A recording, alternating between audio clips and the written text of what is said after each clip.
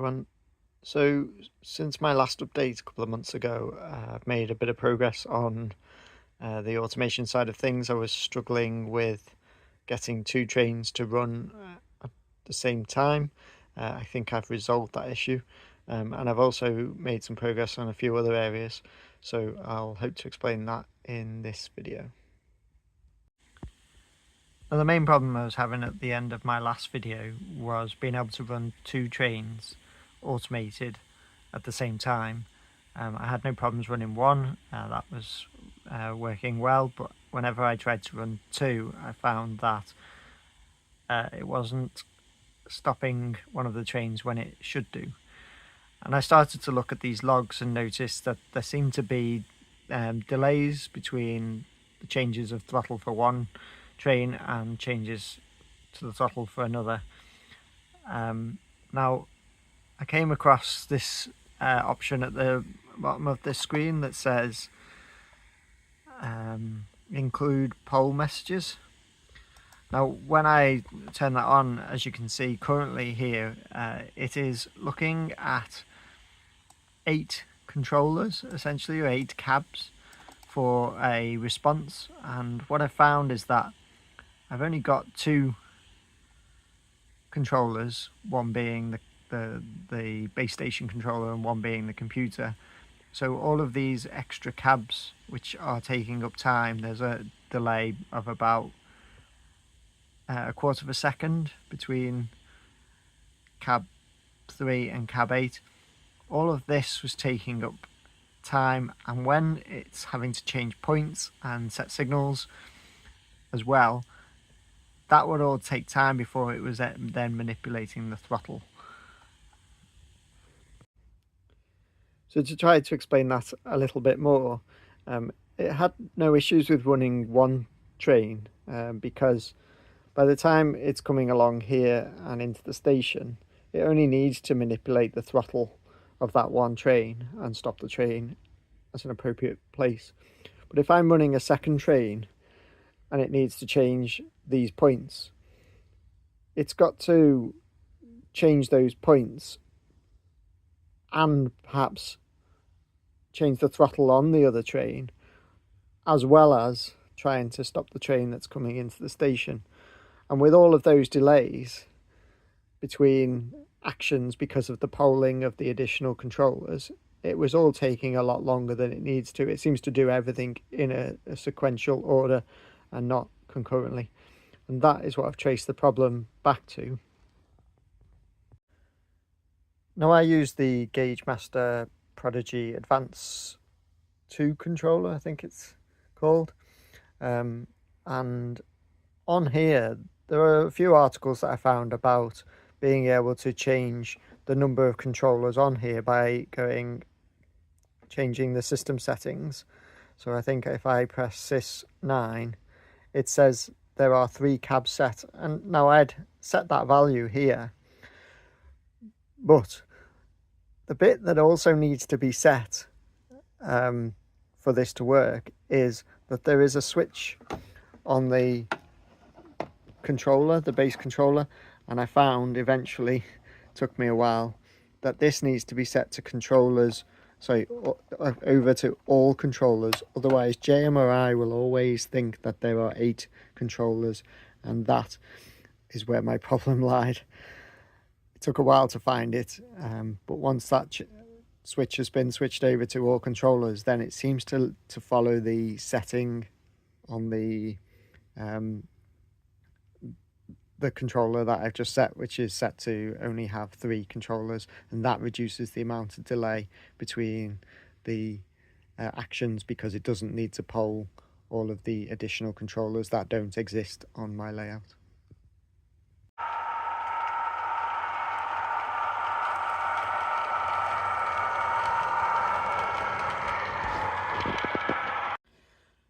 Now, hopefully just a final comment on this. Obviously, this is the same system as the MRC controller. So I assume if it has this switch, this would apply for those who are using MRC as well as the Gaugemaster controller. So apologies if I didn't explain that particularly well. and hopefully that's the complicated bit out of the way, but it just is a useful piece of information for anyone else who's considering trying this. I think I've seen an article as well where somebody else seemed to be having a similar problem. So I'm hoping that is useful information to explain just simply that the switch on the base station needs to be set to all controllers, and then the number of cabs or controllers needs to be set appropriately on the settings within the Prodigy Advance controller. So as well as getting multiple trains to run automated at the same time, which is a big success, I have been doing a number of other things. One of them is to start to install these LDR sensors at the end of the platform tracks. This is to tell the train that it's nearing the buffers and will need to stop. These are connected to an Arduino Mega, which I hadn't used before. I previously used an Arduino Uno, so getting the Arduino Mega to work was another challenge. This is connected in the usual way that I've done. It's to a USB hub, allowing me to run multiple Arduinos all on the same setup. So these LDR sensors are placed at the end of the stations. There's just a little hole in the track just there. Obviously when the train goes over that, it senses that there's no light with the train on top and just tells the train it needs to stop. I'll explain a little bit more about how that's set up in JMRI. So back in JMRI, we have the transit set up so that I have one that basically runs from siding 1 to platform 1. These are the different sections that it runs through, or the different blocks I should say. Siding 1, the entrance, comes down the downslope, it goes through the platform 1 to entrance and into platform 1. Now you can set actions here when it goes into platform 1. So these are the actions I currently have set up for this transit, which essentially is after it enters into the section or the block for platform 1, it will slow the train down, as you can see, to 30%, and then after 7 seconds 25%. That just makes the train slow down. But the main one here is that when the LDR becomes active, it sets the train speed to 0. Now it's worth me saying at this point that when it sets the train speed to 0%, because I have CV values for acceleration and deceleration set on the decoder, when it sets the train speed to 0%, it's not a sudden stop. It will use the deceleration values that decoder has and bring the train to a gradual stop, which I know based on the setting that I have that it won't hit the buffers when this sensor goes active.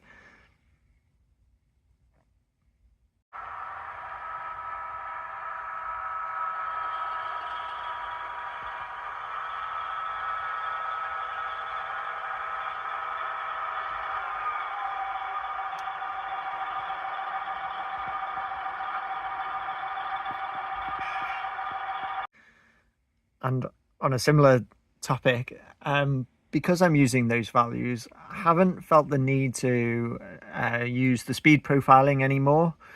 Instead of using speed profiling where the JMRI is slowing the train down and ramping the train speed down, I am just using the decoder acceleration deceleration values to do the gradual start and stop, which helps if I don't need to do the process of speed profiling for now. Whether further down the line I'll realise where that would come in use, I don't know. But for now, I haven't needed to speed profile the locos.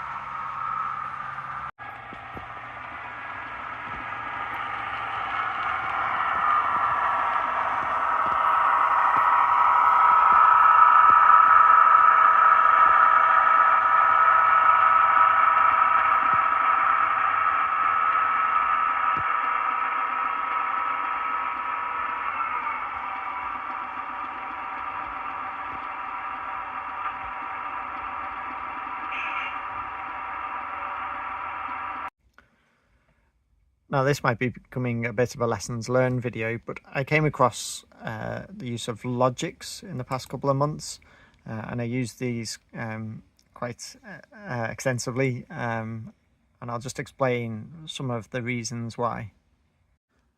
So one of the issues that I was having is that these sensors are fed in from the current sensors and the Arduino, and just occasionally these would change to a state of unknown, as though there was a communication issue between the Arduino and JMRI. When that happens, active blocks are no longer seen as active, inactive blocks aren't inactive, they're in a state of unknown. So to avoid that problem happening, I created a Logix script. I've called it anti-flicker for now, and that essentially says that it will only change the state of an internal sensor, of which every block now has its own internal sensor connected. So if I quickly look at down slow, for example, the sensor for that is called I down slow, which is an internal sensor, and the sensors coming from the Arduino are essentially just using the Logix to update the internal sensor. So if this was to change to active, it would run the bit of Logix code to change the internal sensor, and it will set the block to active. That means if these go to a state of unknown, nothing will actually happen with the internal sensor for down slow. So that just avoid the flickering. So again, I've probably not explained that particularly well, but just to give you some idea, if the sensor coming from the Arduino here becomes, in this case, active, it then changes the internal sensor to active. But obviously if the sensor reports a state of unknown, nothing will change with the internal sensor. I also use Logix for setting up the layout when I first come to run trains. Some examples here are the loco defaults. So this is just essentially setting the sound on, setting the lights on for the locos that I've been using to test the automation.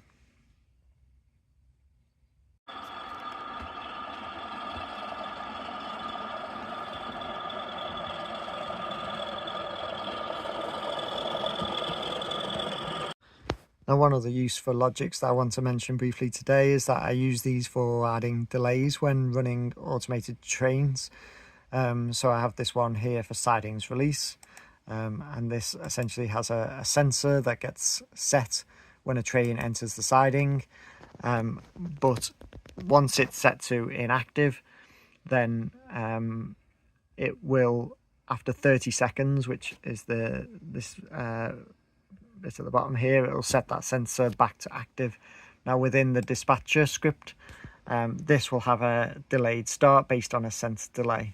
So if this one is obviously siding 3, so if siding 3 sensor is inactive, which is what it's set to when the train enters that section, this Logix script will set it to active after, in this case, 30 seconds. Obviously these can be whatever value you choose. So finally, one more thing to mention within JMRI that I've worked on in the past couple of months is some signal Mast Logic. Now I currently don't use signal Mast Logic for the automation of trains at the moment. That simply follows block detection, making sure that the block is clear. It doesn't pay attention to the signals. I know it's a setting that I can change and go down that path at some point, but I haven't needed it at the moment. But what I have found is setting up the signal Mast Logic has been really useful just to get these signals to change automatically based on a change to a particular point, or a train entering a block. So it's nice to see working signals on the layout. There's quite a bit of work involved in setting up signal Mast Logic, and I've only just started, but it is certainly quite an interesting and exciting thing to get working. So as you can see here, just for one particular signal, which I think is the one at the end of platform 1, for it to show green, I'm saying that the platform 1 needs to be occupied, but platform 1 2 entrance should be unoccupied. So as a train leaves the station and goes into platform 1 and 2 entrance, the signal obviously turns to red. So I look forward to getting that set up working properly.